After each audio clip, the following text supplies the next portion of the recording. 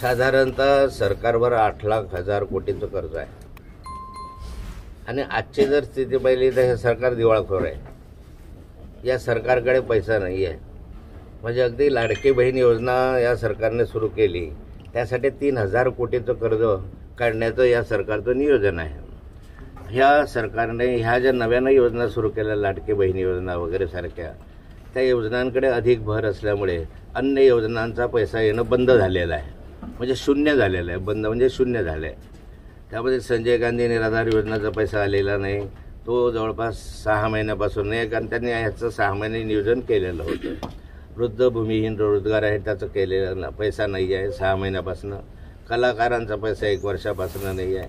गोपीनाथ मुंडे शेतकरी आत्महत्या, त्याचा पैसा 1 वर्ष झालेला नाही आहे. धरणांच्या कामाला आता प्रत्यक्ष रुपयासुद्धा आलेला नाही आहे. जे काही आता रेग्युलर वर्क आहे, त्या रेग्युलर वर्कसाठी सुद्धा आता रुपयासुद्धा सरकारकडून प्राप्त झालेला नाही आहे. अशी चिंता आहे की पुढच्या 2 महिन्यानंतर पगारसुद्धा होणार नाही, अशी आजची चिंता आहे. दररोज कर्ज काढत आहे सरकार, त्याच्यावरचं व्याज भरत आहे आणि योजना चालवत आहे, अशी आजची स्थिती आहे. वास्तविक 46,000 कोटी रुपये लाडके बहीण योजनेसाठी तुम्ही खर्च करता. आनंदाची गोष्ट आहे, तो सोशल वर्क आहे, त्याच्याबद्दल कुणाचं दुमत असण्याचं कारण नाही. परंतु 46,000 कोटीपैकी 4,600 कोटी जर धरणांच्या कामाला आमच्या जिल्ह्यासाठी दिले असते तर 10 धरणं पूर्ण झाले असते ना, छोटे छोटे. हे धरण आता 75% आहे, 100% पूर्ण झालं असतं उपसा सिंचन योजनेसहित. तेवढा पैसा जो आहे, हा पैसा प्लॅन एक्सपेंडिचर, ज्याला उत्पादक खर्च म्हणतो आम्ही, त्या उत्पादक खर्चासाठी जर मिळाला असता, तुम्ही त्याच्यासाठी कर्ज काढा ना. लाडक्या बहीणसाठी काढता आहात तेवढंच कर्ज आमच्यासाठी पण काढा. आणि राज्य नाहीतरी खड्ड्यात गेलेलंच आहे, आणखी खड्ड्यामध्ये घाला, पण निदान त्याच्यामधनं पाणी तरी मिळेल ना शेतकऱ्यांच्या. याला पाणी मिळालं तर समृद्धी येईल. परंतु याच्यामुळे कोणती समृद्धी येणार आहे? मतं मिळतील फार थोडेफार, परंतु समृद्धीही नाही येऊ शकत. सोशल इंजिनिअरिंग करणं गरजेचं असतं, हे आम्हाला मान्यच आहे.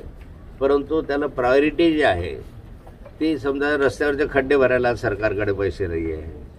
आज महागाई मोठ्या प्रमाणावर वाढण्यामुळे पैसा जो आहे तो महागाईचा पैसा याच्यातनं काढायचा, म्हणजे लाडक्या बहिणीसाठी पैसा कुठून काढायचा?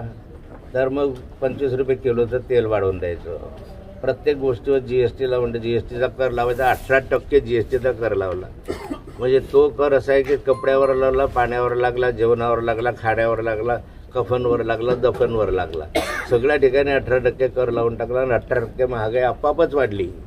ती आपापच वाढली. म्हणजे महागाईमुळे त्रस्त झालेल्या जनतेला जर ह्याच्यामधून रिलीफ दिला असता तर काही फायदा झाला असता. आज सर्वसामान्य माणसाला काय लाभ आहे त्याचा? गांधी तीर्थ, निसर्गाच्या सानिध्यात महात्मा गांधींच्या जीवनावरील जगातील पहिले मल्टीमीडिया म्युझियम. आजच भेट द्या. गांधी तीर्थ, जैन हिल्स, जळगाव.